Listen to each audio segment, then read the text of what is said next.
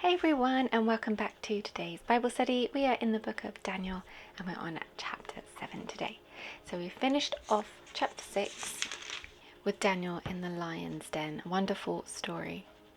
So Daniel was really highly regarded by Darius. He could really see that he had the Holy Spirit in him, but that provoked a lot of jealousy, and so the other administrators got together to change the law.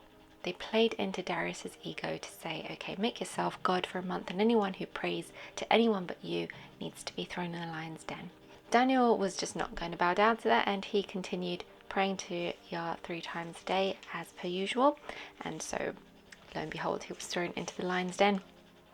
Darius was devastated and realized he'd been conned, and he was really sad about it, and he prayed that Daniel's God would save him. And he didn't sleep all night, and he was in distress, and then the first thing in the morning he runs out and checks on Daniel, and lo and behold, Daniel was unharmed. God had sent his angel and closed the lion's mouth so they wouldn't hurt him. Because Daniel was innocent, he had not done anything wrong to the king. He knew the law had been changed to manipulate the situation. And so the king was so happy, and he was praising Daniel's God, and he punished all the men who tricked him and their families and threw them into the lion's den, and they were killed. And he confesses that Daniel's God is the living God. And so we are on chapter 7 now, and we have another vision of Daniel's, and this one has a very close reference to Revelation. So we'll see if we can get any more information here as well. So let's get right into it. In the first year of Belshazzar, king of Babylon, Daniel had a dream and visions of his head upon his bed. Then he wrote the dream and told the sum of the matters. Daniel spake and said, I saw in my vision by night, and behold, the 4 winds of the heaven strove upon the great sea, and 4 great beasts came from the sea, diverse one from another. So first thing to note is we're seeing here, it says the first year of Belshazzar. We can see here that the book is not in chronological order because we're going back here. We know King Belshazzar died in chapter 5 here. So yeah, this is going back in time. So this vision was before Belshazzar had died or was dethroned. So years after, when Daniel interpreted King Nebuchadnezzar's dream of the statue, he had a vision as well related to those same 4 kingdoms. Commentary points out that there's a great contrast in the way that the visions were given to a pagan versus God's servant. So the pagan had a glorious, incredible statue, and Daniel, as God's servant, had a vision of beasts.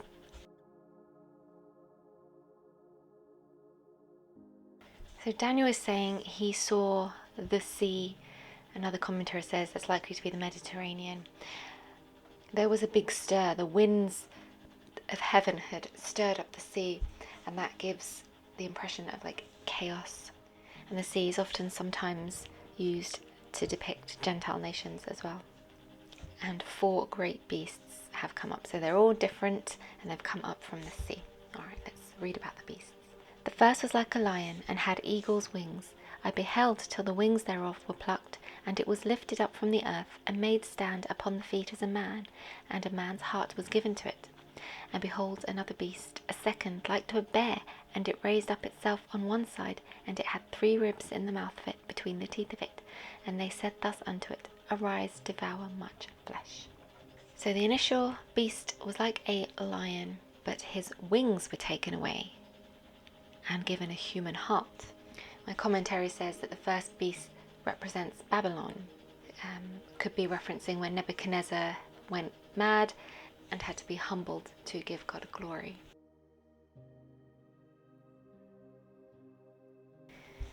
And then the second beast was a bear. Now this could be the Medo-Persian Empire. Bears are not as majestic as lions. They're much slower, stronger, and crushing. And this bear was told to gorge itself on flesh. It could also be because the Medes and the Persians are compared to a bear due to how cruel and thirsty for blood they are. And that's indicated by, it says, to devour much flesh. And my notes say the bear was raised up on one side, which could possibly be because the Persians defeated the Medes and then they were absorbed into their empire. And it had 3 ribs in the mouth as well, which could symbolize the 3 great enemies that Persia defeated, which according to my notes are Egypt, Assyria and Babylon. After this I beheld, and lo, another, like a leopard, which had upon the back of it 4 wings of a fowl.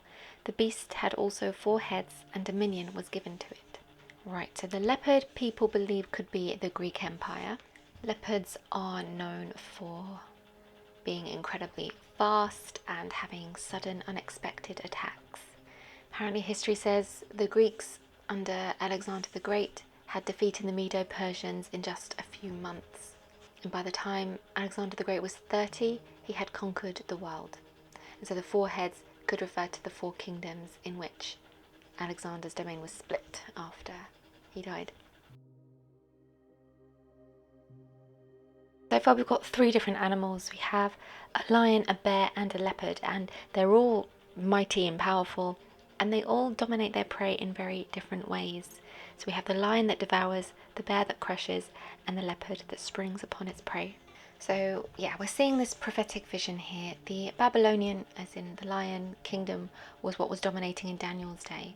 And then people might have guessed, I suppose, in Belshazzar's reign that the Medo-Persians would be next. But Daniel then predicted that the leopard would be next. Well, not predicted, God gave him the vision that the leopard would be next. It would be quick and then divided into 4 parts. So this is a clear vision from God here. He was not to know that this was going to happen in the future.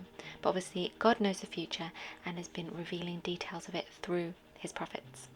Alright, let's read about the 4th beast now. After this I saw in the night visions, and behold, a 4th beast, dreadful and terrible, and strong exceedingly, and it had great iron teeth. It devoured and brake in pieces, and stamped the residue with the feet of it. And it was diverse from all the beasts that were before it, and it had 10 horns. I considered the horns, and behold, there came up among them another little horn, before whom there were 3 of the first horns plucked by the roots. And behold, in this horn were eyes like the eyes of man, and a mouth speaking great things. Well, that sounds creepy. So the 4th beast, many believe this is the Roman Empire. There's a lot of back and forth about this. Ultimately, none of us know for sure, but many believe this is the Roman Empire. It was frightening and dreadful, and came out of it 10 horns. So we believe that is 10 kings or 10 kingdoms. And then a little horn appeared among them. And it had the eyes of a human, and a mouth that was speaking great things. My other notes here said that was a translation of speaking arrogantly, i.e. the Antichrist. I beheld till the thrones were cast down, and the Ancient of Days did sit, whose garment was as white as snow, and the hair on his head like pure wool, and his throne was like a fiery flame, and his wheels as burning fire. But we know what that one is. So I quite like that we read Revelation first, and I can kind of cross-reference because a lot of things are very familiar now. So the Ancient of Days is God, because God is timeless. He always has, always will, and always is. And so while chaos is occurring on earth, we are assured that God is still on the throne. A fiery stream issued and came forth from before him. Thousands ministered unto him, and 10,000 times 10,000 stood before him. The judgment was set, and the books were opened. I beheld then, because the voice of the great words in which the horn spake. I beheld even till the beast was slain, and his body destroyed, and given to the burning flame. So we see here thousands. So we have an incredible, innumerable company of angels that surround the throne of God. Wow. And then 10,000 times 10,000 stood before him. These are humanity that's standing before God in judgment. And then we see here that the books were opened. Which books? We're not entirely sure. There are a couple of books that are mentioned throughout the word, but yes, books are opened. As concerning the rest of the beasts, they had their dominion taken away, yet their lives were prolonged for a season and time. I saw in the night visions, and behold, one like the Son of Man came with the clouds of heaven, and came to the Ancient of Days, and they brought him near before him. And there was given him dominion, and glory, and a kingdom, that all people, nations, and languages should serve him. His dominion is an everlasting dominion which shall not pass away, and his kingdom that which shall not be destroyed. Amen. So the fourth beast is destroyed, and the others continue, but without dominion of their own. The Antichrist is going to be completely crushed, but some nations will continue to the millennium. And then, hallelujah, we see the Son of Man come with the clouds of heaven, and he came to the Father and brought him before him. So Jesus comes and receives all dominion that was previously held by the beasts, and his reign is going to be forever. His reign is eternal. We are going to have a millennial reign first for 1,000 years, but Jesus is still going to remain on the throne forever at this point.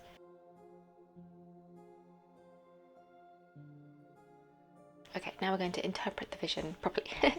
I, Daniel, was grieved in my spirit in the midst of my body, and the visions of my head troubled me. How often do we feel like that after dreams? Came near unto one of them that stood by, and asked him the truth of all this. So he told me, and made me know the interpretation of the things. These great beasts which are four kings, which shall arise out of the earth.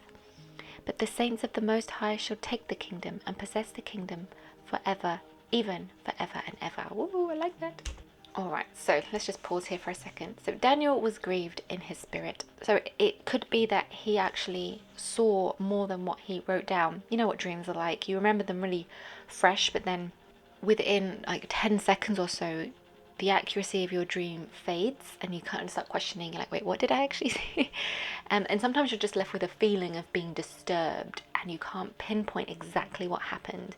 Dreams are funny things, but he was really disturbed, and he didn't actually understand everything he saw, and that was troubling him. And I can really relate to that, and it makes me feel better when sometimes we're reading this, we're like, wait, what does this actually mean? And it's okay, because it's hard to fully grasp all of this, and many things are just kept mysterious that we'll never fully know until they actually happen. Right, so he has seen four beasts which are four kings. Alright, so we have established that the word is telling us these four beasts are four kings which are arising out of the earth, and that is the same of Nebuchadnezzar's dream, because he had a vision which described four empires as well. But Daniel's vision is kind of seeing more from God's perspective and not man's. Commentary is saying Nebuchadnezzar saw the vision empire is described as like a noble statue of a man, but God is showing Daniel that actually no, it's more like they are wild animals who devour and conquer without any care. And that's so true, because we look at leaders and royal families and everything, and they are given such a noble, high power standing on earth, and we see them as noble. You know, look at our money, who we've got on the face of our money and everything. Whereas God, look how God sees them. Ferocious, wild, wicked animals who are just going around killing without any conscience. I think that's so interesting. That's such a good point. And what's amazing is, yes, Jesus is the Lion of the tribe of Judah, but he represents himself as a lamb, meek and humble, not like these ferocious wild leaders. I just think that's beautiful. But yes, we can see that the saints of the Most High shall receive the kingdom. So when the fourth beast's kingdom is over, we, the people, the saints of the Most High, are going to receive the kingdom. Hallelujah. Then I would know the truth of the fourth beast, which was diverse from all the others, exceeding dreadful, whose teeth were of iron, his nails of brass, which devoured, brake in pieces, and stamped the residue with his feet, and of the 10 horns that were in his head, and of the other which came up, and before whom 3 fell, even of that horn that had eyes, and a mouth that spake very great things, whose look was more stout than his fellows.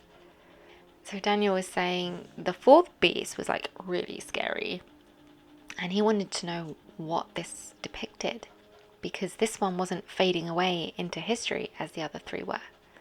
I beheld, and the same horn made war with the saints, and prevailed against them, until the Ancient of Days came, and judgment was given to the saints of the Most High, and the time came that the saints possessed the kingdom. right? So again, this correlates what was said in Revelation, that the Antichrist, the little horn, made war with the saints and was doing so until Jesus came and judgment was given to the saints of the Most High. Thus he said, the fourth beast shall be the fourth kingdom upon earth, which shall be diverse from all kingdoms, and shall devour the whole earth, and shall tread it down, and break it in pieces. And the 10 horns out of this kingdom are 10 kings that shall arise, and another shall rise after them, and he shall be diverse from the first, and he shall subdue 3 kings. And he shall speak great words against the Most High, and shall wear out the saints of the Most High, and think to change times and laws. And they shall be given into his hand until a time and times and the dividing of time. So there's going to be a lot of systemic pressure on God's saints in the end times with the Antichrist. We know this. He's going to be putting up the heat. He's going to want us to take his mark and bow down to him. And in order to do so, he's going to change times and laws. Just like they did to Daniel in the previous chapter, where they changed the law to trap him. The Antichrist is going to do the same thing. He's going to change laws and make it illegal to buy or sell without the mark.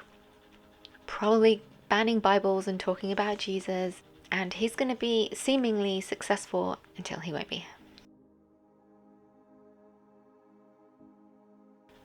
So his reign over the saints is going to be time and times, the dividing of time, which is the last part of the Great Tribulation, the 3.5 years. But the judgment shall sit, and they shall take away his dominion to consume and destroy it unto the end. And the kingdom and dominion, and the greatness of the kingdom under the whole heaven, shall be given to the people of the saints of the Most High, whose kingdom is an everlasting kingdom, and all dominions shall serve and obey him. So this sounds like it's talking about the millennial reign, because that's when we are given the kingdom after Jesus returns. Hitherto is the end of the matter. As for me, Daniel, my cogitations much troubled me, and my countenance changed in me, but I kept the matter in my heart. And so he's troubled by it, but he does believe that this is prophecy and this is going to be coming.